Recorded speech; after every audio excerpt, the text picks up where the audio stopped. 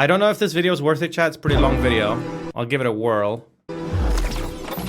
Okay, so the Tesla Robotaxi unveiling event was a couple days ago, and it might be the weirdest tech event I've ever been to.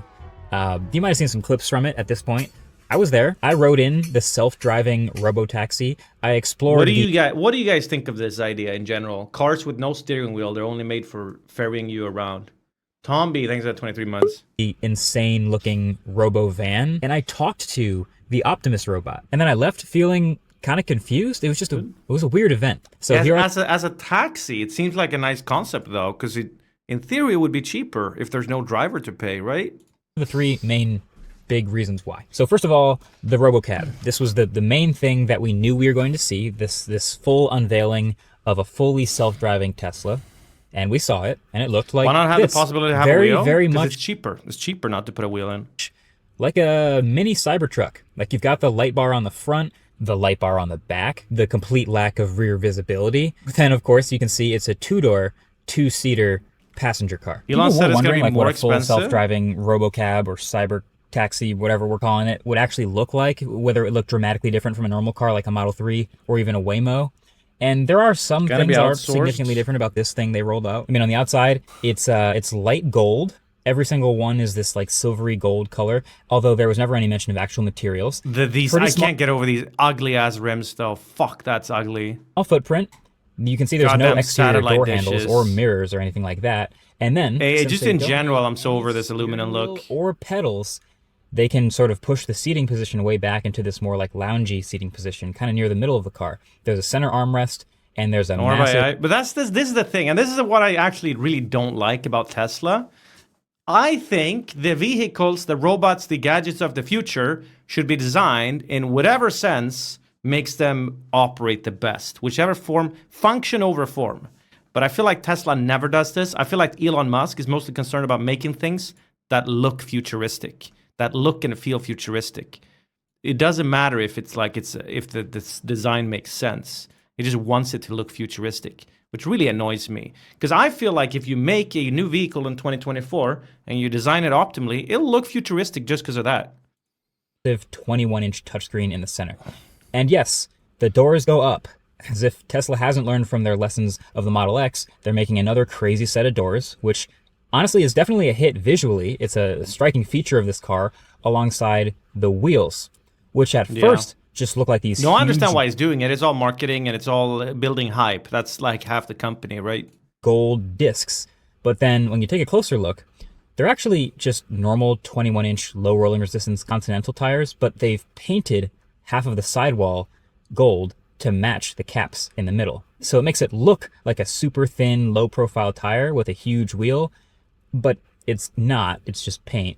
But either way, no idea how much of this is going to make it to any sort of final production.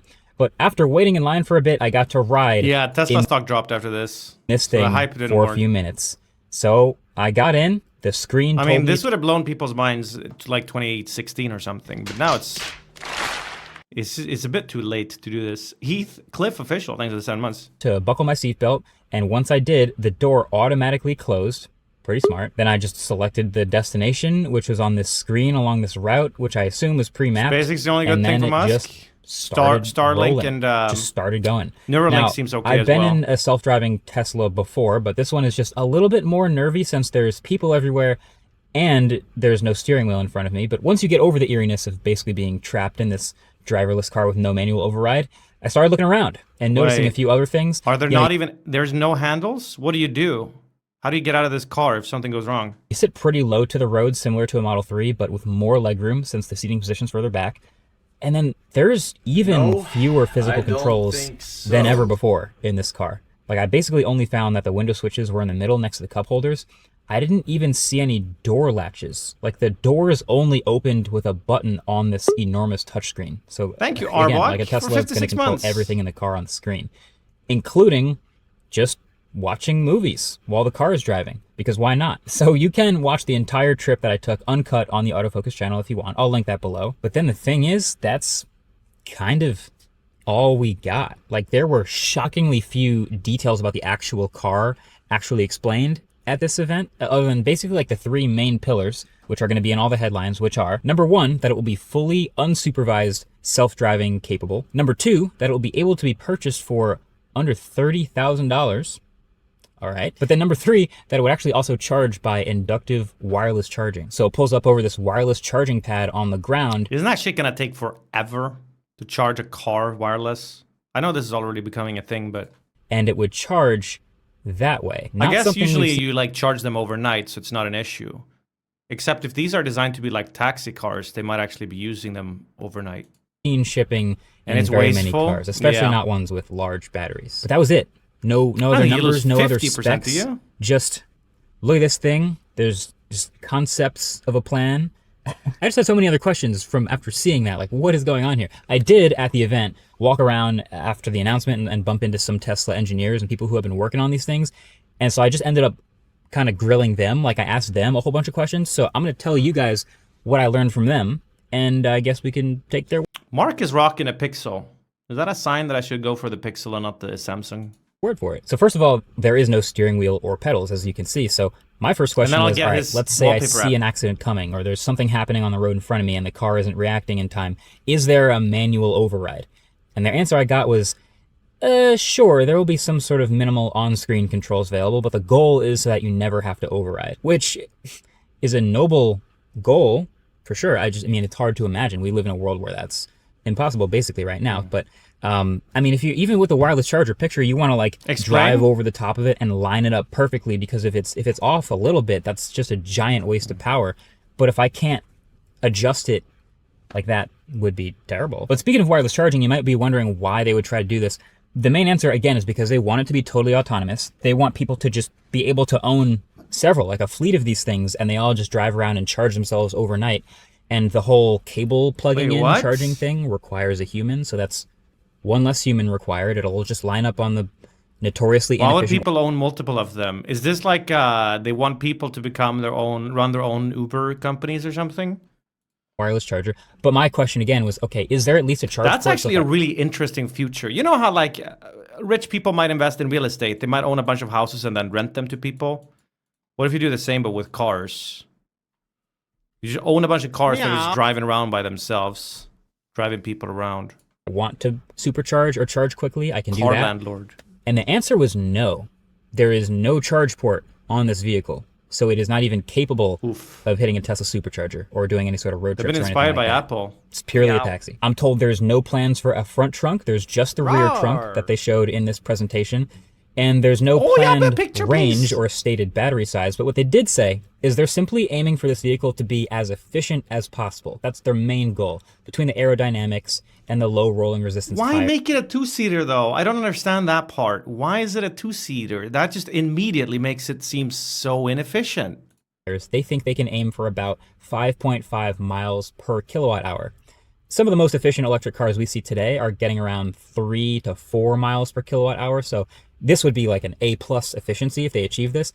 And that's what will let them use a smaller overall size battery. Chad, Aplonka has gotten really cute lately. Normally he would never go to this couch. He doesn't like the smell of it. But lately he's just started chilling in the couch. Look at this dude. For the lighter weight of the vehicle. So it would be nice, they're saying, to clear 200 miles of total range.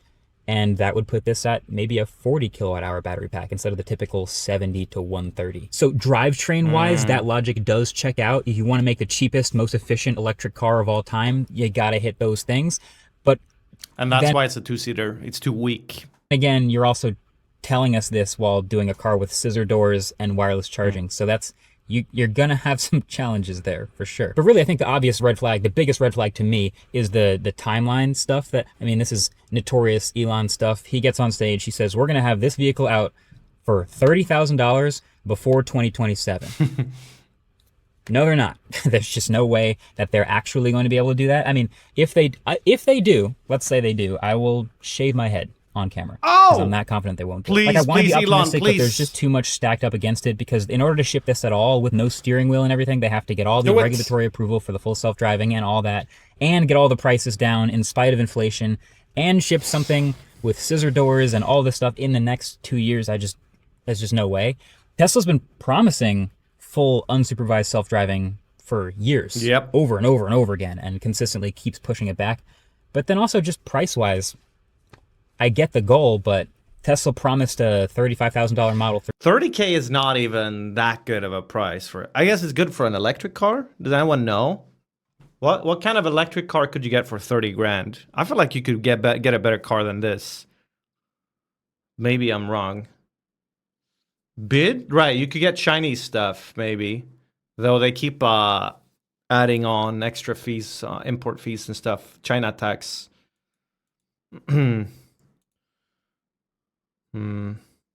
could save 30K by not buying an EV. Well, that too, yes.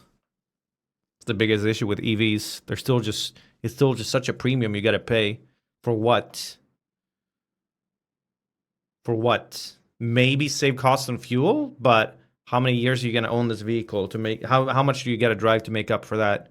For the planet, maybe. Except, is it that much better for the planet to make these vehicles? 3. And years later, I think they briefly actually I feel like the scariest part about EVs is the resale value seems like ass. It just doesn't seem like they hold up value well. Maybe I'm wrong.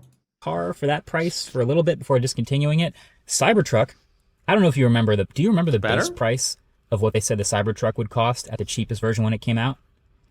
$39,000. And that was about, what, like 4 or 5 years ago? Do you know what the cheapest Cybertruck is right now? $95,000. So you can see where my skepticism is coming from. But even after all that, there's kind of a philosophical question too, which is, what is the difference between this Robotaxi thing, and a Model 3?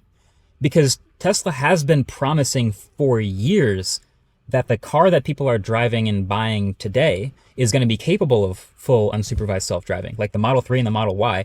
And it's actually not clear if there's that many differences. I mean, obviously, okay, one's going to have a steering wheel and 4 doors and 4 seats and the whole thing, and maybe be a bit more expensive. But like, yeah, what if my car is going to be able to do all that public transportation? But of course, but not everyone has the ability to use public transportation everywhere they live. Stuff. I think I want the one that can plug into superchargers and do all sorts of carrying things. Maybe this will be an old-fashioned way of thinking it sometime in the future. Like every car on the road is autonomous, and it's like an old school thing to want the one with the steering wheel that you can drive sometimes. The monkey. Maybe. I think the main advantage of the Robotaxi, if it has the exact same capabilities as a Model 3, is it'll be cheaper and smaller and easier to operate in a fleet situation. That will probably be the main difference as far as actually buying these things. Because they've been selling people the dream of the car that you buy and own today. You'll drive it to work, and then when you're at work, it'll go drive people around as an Uber for 10 hours or however long. And then you drive it home when you need it, and then when you're sleeping, it'll continue to drive and Uber people around. And so it has all these amazing capabilities. It'll do all this great stuff. Nice, man. You'll get your car back after work. It's just going to be like chewing gum under the seat and fucking French fries on the floor. Smells like tobacco inside. But will it, though? There's actually a moment I had to rewatch the event because I was there, and people are like yelling out the whole time, like stuff. Someone did a tribute on the display. And at this point in the presentation, he goes like, oh yeah, Model 3 and Model Y will also do full self-driving. And then someone goes like, what about the Cybertruck? And then he says, oh yeah, don't worry, Cybertruck 2. So, and it's Cybertruck 2, yes, of course. Sorry, I don't want to forget. Yes. All our cars, basically. So yeah, okay, all our vehicles, great. But then it's kind of quiet, but then someone else yells out, what about Hardware 3? Which is basically, if you don't know, a reference to older Model 3s. And his response? So, let's not get nuanced here. All right, next slide. So yeah, let's not get too nuanced. Let's just all our cars will have it, except maybe some of the old ones. All our cars will be able to self-drive, though, totally. We'll cross that bridge when we get to it. How about that? But here's a bridge that I don't think we'll ever actually get to cross, which is the second thing that was insane that was announced at this event, which is the Robo Van. So somewhere about halfway through this presentation, they roll out this one-of-one super... I do like the idea of automated public transportation, but this thing, once again, just designed to look cool, doesn't seem very functional. Futuristic looking, massive. It's so low too. Why did they make it so fucking low? It looked like the military vehicles from iRobot, to be honest, which that's probably not a good thing. But yeah, it rolls out and they give us, again, very, very few details. This is going to be a robo van that can hold like up to 20-ish people. And it'll be fully electric and fully autonomous and take groups or teams of people like from trams? point A to point B. Yeah, but trams requires tracks. No manual override necessary. Great. Have you ever been to CES? Have you ever watched videos from CES? No. Every year in January, there's this trade show. It's really fun in Vegas. And if you ever go, you'll notice in the South Hall, there's a section with all the cars, the mobility section. And you'll find about 50 of these every year. There's just like a van with no steering wheel and a bunch of seats that all face the middle. And it's like the future of mobility concept. There's tons of those. None of them ever ship, of course, because there are rules. But I guess there's not, to me, a whole lot that differentiates that brief concept we saw at the Tesla event with the dozens of other vaporware versions of this that I've seen before. That's all I'm saying. Wait, so why is it so hard to make this work? Because of laws? Is that what he's saying? I mean, the fact that this one comes from Tesla is the main differentiator. This is the company that could maybe too theoretically dangerous make it to happen. drive But this many people? like I said, there's almost no details about this thing, and I have almost no faith that that thing that they showed with its minimal clearance and its glass everywhere and just lack of numbers or anything, I don't think that we'll ever actually see that thing. Yeah. I could eat my Designing and building these things, I guess, to make up for it. Because the only thing you're really saving on is one driver. But the amount of extra money you got to spend to construct this thing, I mean, you could probably hire 20 drivers. I could eat for my years. words, but like that seems crazy. But then last but not least, Tesla decided to bring back, they decided to remind us that they're also an AI company, not just a car company, by bringing back out the Optimus humanoid This is the dumbest part. robot again. So they had these things all over this event this time, dancing, doing these pre-rehearsed demos, but also they were just kind of out and about. They were serving drinks and snacks, and they were walking Wow. around and interacting with and entertaining people, just like hanging out amongst everyone at this event. Now, I already have my thoughts that I've talked about, humanoid robots before. I made a whole video about it. If you want to watch it, I'll leave a link below the like button. I've talked about Tesla's Optimus, but even just what we saw with that would have been a huge step forward from what we've ever seen. Like, this would have been one of the most impressive things ever.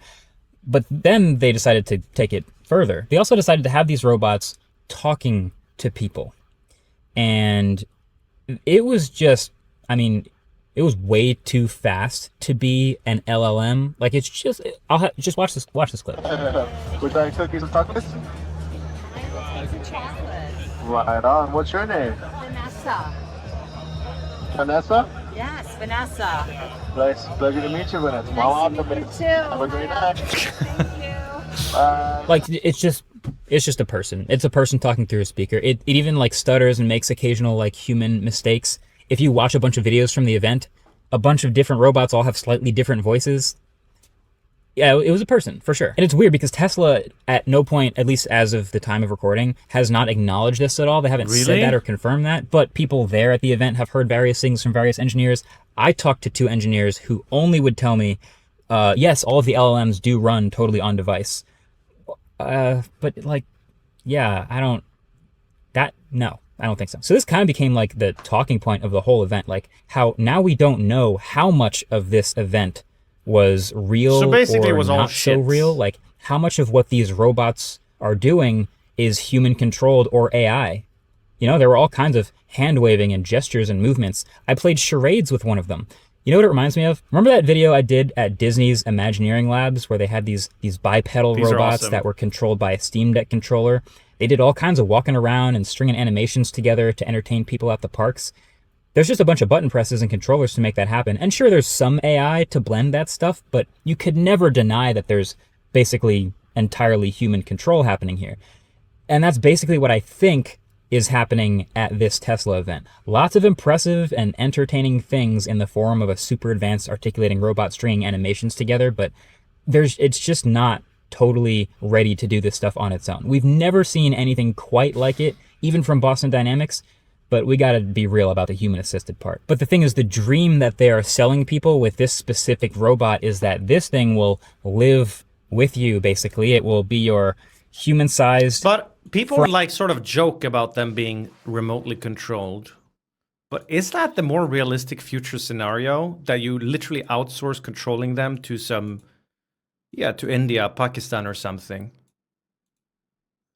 Like you turn your household robot on and someone remotely just controls it and cleans your house from Pakistan. Why? Because it's cheaper. Because it's much easier to make. I'm just saying. Ping? Is ping really that big of an issue? I'm not sure it is.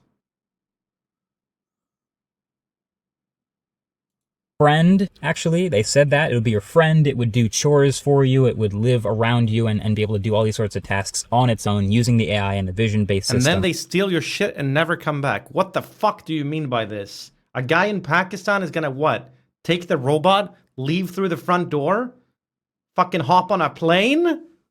With your precious jewels? What are you talking about, bro? It's a robot, so you can literally put 1 million cameras on it. Anything malicious they do, they get caught. I'm not saying they wouldn't. I'm not saying there wouldn't be incidents, just like in any other fucking product you release. We have laws and rules and regulations to stop the people from doing malicious stuff, but sometimes they still do it. That's just part of it. I think that's a really far off dream. AI is really, really quickly improving, but I still think that's a far off dream. So, to their credit, this event, it was insane. I'm not necessarily advocating for this, by the way. I'm just sort of playing out future scenarios in my head. Like, they did a lot of things that could have gone wrong. And if you told me in 2024 that a company would do a bunch of self-driving car demos around tons of people just loose in the road, and they would have bipedal humanoid robots roaming around performing tasks and entertaining people at the same event, and that they would have a drone show, like, that is just a lot of stuff in a row that is super high tech. That could go wrong, but somehow didn't. And it represented, I think, a very optimistic view of the future. It's a pretty cool event. If it happened just a couple years sooner, it would have been very mind-blowing. Now it's sort of, people's expectations are very high. Even though it's very much still like concepts, it's a future that is potentially way more efficient, potentially way safer, it's like a maid service, but the maid works from home. Impressive Exactly. in general technologically than the world we live in today. So that by itself, I think, is honorable. The things that they were hoping to be real would be amazing and inspirational and honorable if they actually happened. But since they're also a public tech company, they felt the need to do demos and give all these big promises, and that's where it felt weird, because it's really hard to make promises about when we're going to deliver this future and for what price we're going to deliver this future when it just feels very unlikely. And then doing the robots talking, it's just like now the whole thing is in question. Like, how much of it is real? How much of it is fake? And then now we're focusing on that instead of how cool the future could someday actually be. That's where I'm at. But hey, if there is one company. But hey, Marcus Brownlee is a robot. He's AI. LLMs love saying, but hey. That has the best chance of bringing this all to life. If you made me bet money on one company that I think has the best odds to get there eventually. Why gaming complainer? You can go away for a day. Why say such a random, rude thing? Then it would be the one with the massive data gathering advantage with stuff out there in the real world today. It would be Tesla. So I'll believe it when I see it. Thanks for watching. Catch you guys in the next one. Bye-bye. Please clarify. Brain dead. Is this... Man, Mr. Beast really is. Okay, I call Mr. Bean Mr. Beast. What do you want me to say, man? There's a best of internet daily dotes. There's the new unusual memes. This thing looks insane. Ah!